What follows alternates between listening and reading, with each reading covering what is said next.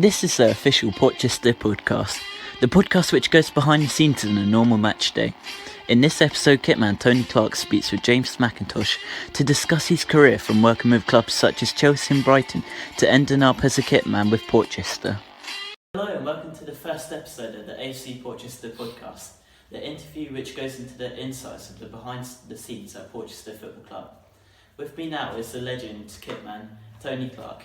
Tony, how do you feel to be the first person to appear on the podcast? Yeah, it's good. It's good. About time the club did it. But yeah, we're looking forward to it. It's good to have you on board as well. So welcome to the club. So yeah. So how do you feel like just working with Portchester at the moment? Yeah, I love it. Yeah, absolutely love it. It's a club that's up and coming. So it's a club that we really want to carry forward. Yeah. You know, the quicker we can get into the Southern League, the better. You know, we want to get out of this Wessex League, so you know, we want to get into the bigger leagues. Yeah. You know, look, our remit, hopefully in the next sort of 6-7 years we can get to Conference South. Yeah. You know, that's got to be a target. You know, I mean, and there's no reason why the club can't sort of head in that direction, really. And can you tell me a bit about your role in the football club? Well, my role is I'm the kitman here, so I'm literally behind the scenes. Yeah. So you'll see me on a match day out on the pitch, sort of picking up all the bands, picking up the cones, setting up sort of stuff for the players and everything, and making sure their bibs are taken off of them, and just making sure that everything is well oiled out on the pitch, and then as you can see, it's well oiled around in you know, behind the scenes. I've been a kitman full time as well, so I sort of know the role really well. And as you can see, we're sort of set up like a conference club here, so you know, and that's my standards. So to make sure that everything just runs, you know, really smoothly, and the players want for nothing behind the scenes on a match day. Well, your first love for sport wasn't actually football; it's more jockey and horse racing. Yeah. I was a professional jockey. Yeah. I was an apprentice, and then sort of made it pro. So I come through that and sort of rode on the flat as a jockey, and got to ride against some of the best jockeys in the world, which was amazing. So I've got to ride against Lanfranco Dettori and your Walter Swinburnes and your Pat Ederys. So you know, that was it was brilliant. Yeah, really good career, but it was sort of cut short by injuries and everything, and a lot of rehab, and you know, and I just sort of fell out of love with it. Really, I was just sort of spending more time injured than actually riding on the track at one point, and that's why I sort of come out of it, really. So did you feel this horse racing, it gave you a bit more into an in-depth of sport, really? Yeah, because when you've been a professional sportsman, you know what it takes. Yeah. You know, I've always had high standards since I was little, really. I've always wanted to be a sportsman. I've always wanted to be pro at something, and you know, I was lucky to sort of come through there. And I was at the British Racing School as well in Newmarket, so I was lucky there. Had a lot to learn, you know, and come up right through the ranks, working with a trainer called Con Horgan up in Binfield in Berkshire. So so I was very lucky to sort of work with some really good people, really. So so I think when you've come through that, you know, you've been a sportsman, you know the standards that have got to be set. So. And how did you actually get into horse racing? Because I wrote a letter to a guy called Toby Bolden. I mean, he's dead now, bless him. And he was like a top trainer, a top sort of flat and jump trainer. I wrote a letter to him, and he asked me to come up in the half term to muck out and come and ride out the pony on the gallops in behind the racehorses. And then he ended up sending me to Newmarket, to the racing school, and then I was sort of found a job through the racing school. And then I went full time into horse racing as a stable lad, apprentice, and then pro. So. And then these injuries, they actually ruled you out of horse racing? Yeah, I had a lot of knee injuries, a lot of back injuries, shoulder injuries. Because when you're at home on the gallops, it's a bit like a footballer. You fall off, you know, and you get injured, and then you've got to try and come back, and it's there's a lot of injuries. You know, I've had teeth knocked out, I've had all sorts. So, and I just sort of fell out of love with trying to come back from injury. And I just sort of needed to sort of find something else sort of coming out of the game, and you know, I just sort of fell out of love with it, really. I just getting fed up being injured all the time, and also don't forget your weight, so I'm sort of trying to keep my weight down, and when you're injured it's hard to keep your weight down because you're not out exercising like you were, so to try and keep, you know, and it's a hard thing to do, really tough industry to work from Portsmouth as well. Yeah, I'm a city boy, so I'm not really come from the countryside. So it was, but it was brilliant, you know, to sort of come from Pompey and sort of make it as a jockey was, you know, sort of an honour for me, and hopefully an honour for the city, really. So it was good. And then these injuries, they did actually rule you out, but did you have a plan B? Like, did you want to... Not really. I come out, and I was with my now wife. She was my girlfriend, and I was sort of really not knowing what I was going to do and everything. We ended up sort of renting a house and settling down. And then basically I had a chance meeting with a guy called Paul Hardiman, who used to play for Pompey, play for Sunderland. He brought me in. We had a chat and everything. Sort of said, look, because of your background, come in and sort of do some coaching and everything. We'll get your coaching badges, which he did. So I took my coaching badges, and then within 6 months I was full-time at Pompey on the coaching staff there. And then doing it while you were there in Premier League, I think at this time. We were in the Championship then, so quite a few years in the Championship. When we got into the Premiership, I literally then left Pompey to go to Brighton. Jeez. So I literally never actually got to work in the Premier League. I only got to watch as a fan, but never got to work in it, which was a shame. And then I went from that into Division 1 football at Brighton, which for me was brilliant because we worked at the Withdean Stadium. And you work with like Dean Wilkins and some really Russell Slade and some brilliant managers and that there at lower league, and I loved it because you didn't have a big staff there, so you knew everybody. And we were at the Withdean Stadium, which had a running track round it, and it was only a rented stadium, so it was brilliant. Best 7 years I ever had in football, to be honest with you, and it broke my heart when I left. I loved it there, absolutely loved Brighton. So getting these coaching badges and getting that call, it changed your life. And of course it does, because once one door shuts, another one opens. So I was lucky enough to have another door open, and that led on to a 22-year full-time career in football. So. And here you are today. And I'm still in football to this day, really. At 53 years old, I'm still going. And you have got to work with some unbelievable people. I've got to work with Chamberlain. I know Chamberlain very well. Paul. Oh God, so many players really. You've got your Sam Magrees, you've got your Nathan Ashmore now, who's now a sort of a top goalkeeper in non-league. I've watched sort of players come through, and I've just worked with Kit Simons, Andy Orford, and people like that. So I've been really lucky, really. And then what was it like joining Brighton on more of a full-time basis and working? Loved it, absolutely loved it. It was brilliant. I was with a guy called David Jupp and a guy called Darren Teague. And it was just amazing there. I got treated absolutely brilliant. We had Martin Hinshelwood, who was director of football and manager. He was just magical to work under. Dean Wilkins, when he became manager, was brilliant. And it was lovely because you'd go down the training ground, they'd be making you a cup of tea. The gaffer's making you a cup of tea. I mean, that's what it was like. I mean, it was just lovely. And I loved every I loved it. I really, really, really enjoyed my time at Brighton. Well, you were actually part of a Brighton team which was really going heavily into the we basically won. I can't remember what it was. I think we won the Division 1 league. No, we won the playoffs. And we had to go to Cardiff in the Millennium Stadium. We won the playoffs there when I was there. And we was in Division 1 fighting to get into the Championship and everything. And it was nice to watch the stadium being built, which is now, the new stadium that they've got. And I was there, but I left literally about 2 months before they moved into the new stadium. So same again, never got to be in the Premier League. And then basically never got to be in the new stadium. So all that work. So all that work. But I think I had the best years. Being at the Withdean was just brilliant. And I wouldn't have changed it for the world, to be honest. And you got the interaction with the fans, the players. And what was it like getting this interaction instead of... You were very close to the fans because you worked out of port cabins. And you were in port cabins, like, you go for a meal before the game. The VIP and all that was in port cabins. So you mixed with everybody. And it was just brilliant. So the fans got to know you got to know them. I even did a bit of radio there. The old radio on a match day. And it was really good. I loved it. Absolutely loved it there. So looking back, was this a really good time in your career? My best time in football, I've got to say, was probably at Brighton. Loved it. Like the town. The people were really kind to me there. The club was kind to me. Chairman Dick Knight was wonderful to me, so I couldn't have asked for a better chairman. He was brilliant. And how vital is it, your communication with the chairmans? It's great. We were lucky there because we all worked out of an office. We had a tower block. And we had rented offices there. So you were in the same office as the chairman. The chief executive. So you saw them every day. So you become really good friends with them. And we used to get the chairman come out to holiday courses to meet the kids and things like that. And that's what the chairman did there. Dick Knight was just so hands-on. Anything you asked him to do, and come and meet fans, forums and things like that, he'd go and do it. Absolutely brilliant chairman. Top notch. Really, really down to, really got it. Really down to earth guy. Lovely guy. So do you think it's vital, this communication between staff, chairmen and fans? Yeah, massively. Yeah. So if you look at non-league, that happens. Yeah. Well, even at AFC Portchester, it's a lot more local.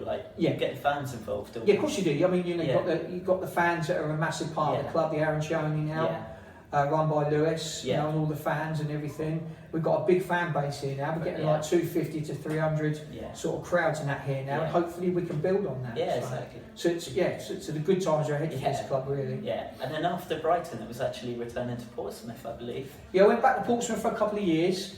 And then it was just awful. Yeah, it was bad because everyone was being sacked. Yeah. Paul brought me back in. Real money problems. Really uncomfortable. Yeah. I mean, I remember moving all the stuff out of the mega store. As staff, we all had to go and move it out. We moved everything out of the offices. I was watching people being fired, and it was a really uncomfortable time to be at the football club. And we didn't know where we were going to go non-league at that time. It was the club had gone from Premier League all the way down to the bottom league, fighting for their lives. We had no money. It was just awful. It just wasn't. You think you're going to go back, it's going to be the same, and it was completely different. So how did this have an impact on the coaching staff and the players? It had an impact on everybody, I think, because you never knew if you had a job from one week to the next, and it was just an uncomfortable place, and it was really disconnected from people. People remember that businesses had put money into Pompey and lost money. Yeah. So people wanted to it just didn't want to be part of the club anymore. Yeah. The club had really broke a lot of links. Yeah. And it was really uncomfortable, and and when I left, I was quite happy to leave. To be honest with you. So was this quite a stressful time in your life? I wouldn't say it was stressful. It was.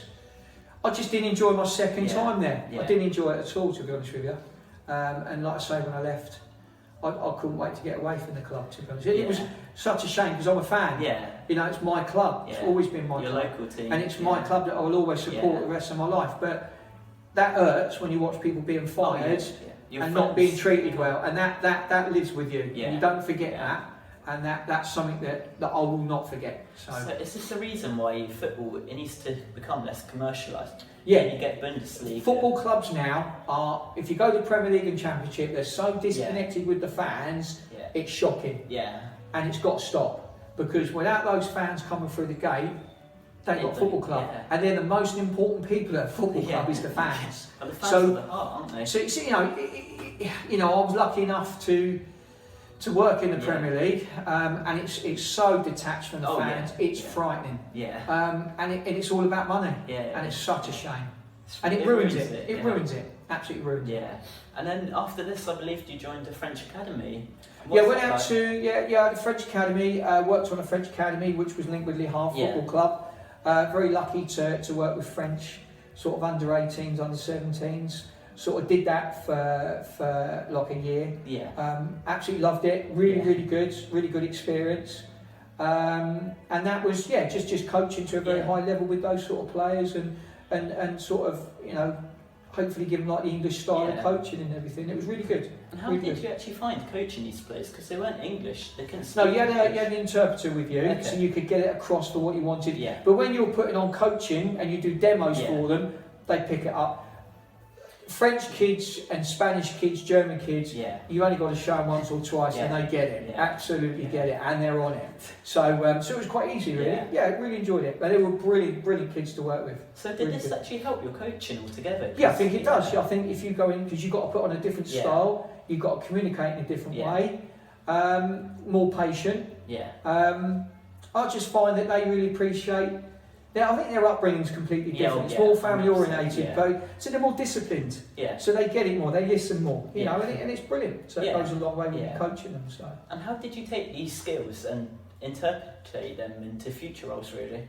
Well, I've coached in Holland, I've coached in Belgium, coached in France, Spain. Yeah. I've been out to Portugal in football, Germany. So I've been very lucky, really, where. I've been sort of all over the place and coached all different nationalities, Russians, Ukrainian, all different sort of nationalities, Swedish, Finnish. So I think when you sort of, you use your skills and that with foreign kids, you've got different ways, different coaching styles and different ways of communication, really. And what was it you did after this? I left that and I went with Chelsea. Yeah. So took a full-time job at Chelsea under Dan Jackard and Sean Gore.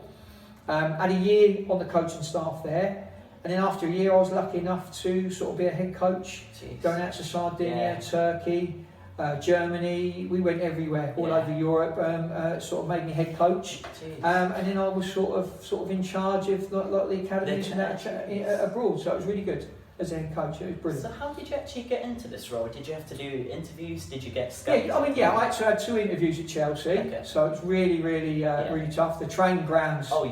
Unbelievable. Probably the best training ground I've ever seen in my life. I mean, to work at Cobham was just... It's amazing. Yeah, it's amazing. I mean, I remember the first day going through the gate thinking, what the hell am I doing here, you know? But it was a wonderful... I had 5.5 years at Chelsea. Got to work with some great coaches.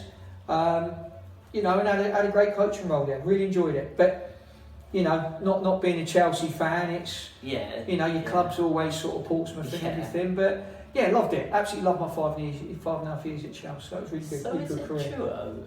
I think Chelsea, they have like this scheme where you've got to work and prove yourself to get up the ranks as your jobs. You've basically got to work all the way through and show that you're loyal to the club, that you're willing to work hard for the club. But they're a club that will really sort of push you on and get you up the ladder and push you on to new levels. I mean, they have like the Academy ones. They have a road that runs through the middle of the training grounds. You've got the Academy one side, first team the other side. So the Academy never goes to the first team side. They've got to earn to get to that side, and that's the way that the club runs. I like that idea actually. It's It's a great idea, and they've got to earn to cross that road. And then you were part of a team which they've done amazing things. Unbelievable things. I mean, the club has got absolutely everything that you could ever wish to need. It's like a village, or a town within a training ground. You know, everything you could wish for is there, and it's probably one of the best set up clubs in the world. So would you say this is like a highlight of your career? Highlight of my career's got to be Brighton. Brighton easily. I just found when you go to Chelsea, same again, you're detached, too far away from the fans. It's all corporate and I've always found that uncomfortable. I've always found that hard.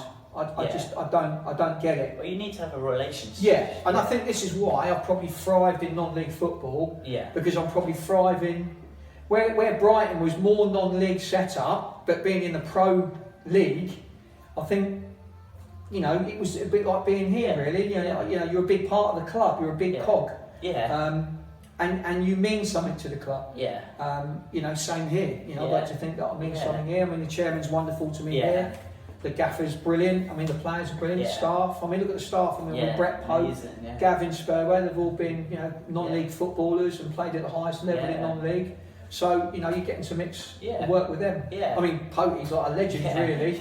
You know, he's done it all, played at Wembley and everything. Really so, done it all. So. And then you also got to meet some fantastic people at Chelsea, like John Terry. Got to meet some well, you Chelsea do, because you'll go into the canteen and they're all in there, and you know, you've got Aspilicueta, you've got David Luiz, and Torres. I remember Torres and Mata one down driving down the driveway and stopped my car and dragged me out of the car, pretended to beat me up, and pulled all the stuff out of the boot of my car and things like that. So you have little moments, they're funny, and you get to know them, don't you? It's a job. It's no different to working in an office. You get to to know the people in the office. It's exactly the same. It's no different. Is it nice though, seeing these players behind the scenes, like not having to put on an act almost, like in front of the camera? They're just normal. I've got this little thing. Everyone goes to the toilet the same as everybody else. They're normal people. You know, they're no different to you. And I've never really treated anybody on a pedestal, really. Exactly. I always take a little step back, see how they work and what they're like as a person. You just get to know them, really. Just be normal around people, isn't it? I think it's the best way to be, really. And they treat you normal back. I've always been like that. I think that's why I've always sort of progressed in the game and had a long career in it, really. And then what was it after you did with Chelsea? I then come out and then I went to Horndon for a little while in non-league. And then I got a call up to go to Ebbsfleet, back with my friend David Jupp. Then I was lucky enough to go out to Portugal. Went out to Portugal for pre-season and everything. And then had a short stint at Ebbsfleet in the conference full-time. Sort of things didn't work out. The club sort of hit financial difficulty and everything. And I won't go into that too much, but it really hit rock bottom. Everyone sort of lost their jobs and everything in that there, and you know, living in Portsmouth, I was back in Portsmouth, And then the gaffer, which is Moby Carter, who's here now, he was at Moneyfields. He rang me and said, look, would I go to Moneyfields? Jeez. I was sort of umming and ahhing, do I really want to do this? Went to Moneyfields, had a great time. So we were there for about a year, then COVID hit. Yeah. And then it really didn't get going again. Yeah. And then we started like the season, but then Portchester come in for the gaffer. The gaffer took the job here and I followed the gaffer across. So hence why I'm now here at Portchester. And then during your time at COVID, how big of an impact did that have with you? Massive, because then you're just on your own, aren't you? Exactly. You can't see your family, you can't mix with anybody. Football comes to a halt. No, terrible. Football. It was horrible. 2 years of just not having football was awful. And then when we did get back to football, trying to avoid coronavirus. Yeah, it was like a keep stopping. It was like stop, start, and it was horrendous. To get this season, the last game of the season today, this is our first full season for 3 years. Geez. So this is it. This is the last game, and we've managed to get a full season in, which is really good. And what changes have you actually made to kind of stop this COVID from impacting the? We clean everything down. You just got to be careful. Wash your hands. Just common sense stuff, really. Yeah. You're going to mix. It's no good wearing a mask because you're mixing with everybody. Yeah. I've had COVID twice now, so I've got to think I've got the antibodies and everything in that now. I think, I've got all my injections. I think you've got to go back to normal. Yeah. You've got to have a normal. Yeah. Otherwise, it impacts on your mental health. Exactly. Yeah. And it certainly impacts on my mental health because.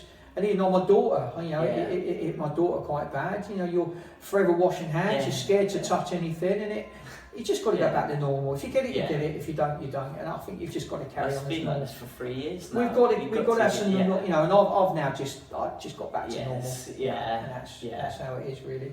And then you have been with Portchester quite a while. Do you want to continue this run? This has been my first full season back here. Been brilliant. We had a really bad start. We were a bit shocked. I think we're a bit stunned really. I think about 8 games in we're thinking why are we drawing games? Why have we lost that game when we battered a team? And I think we sat in this room for a few games thinking why? How are we losing? We just couldn't work it out. And especially with this team wanting promotion as well. And you look at the team we've got, phenomenal. You look at the players we've got and you're thinking, how are we in this position, But then we got to just under halfway through the season, all of a sudden, it's like a switch had been switched on. And all of a sudden, we got it, and then we just started flying through. And, oh, yeah, mate, you're right. We started flying through. He's in the physio room, mate. Then we started flying through, everything started to come together, and then we really took off, and then all of a sudden, last 17, 18 games, we've really been like a promotion side, but we're going to finish 7th. It's a shame that we haven't sort of finished in the top 2, but it is what it is. It's a learning curve, it's a building curve, and it's something that we can really get right for next season. And hopefully the gaffer will bring in some new bodies and everything to add to what we've got, and hopefully we can make a real good go of it for next season. Well, the rebuilding process really starts now. Like Tony says, the rebuilding process starts now. I hope this gets you a bit more excited about next season. Thanks for listening to the podcast. Make sure to like and subscribe to it. And don't forget to turn on notifications so you don't miss any new episodes. And lastly, come on Porchy.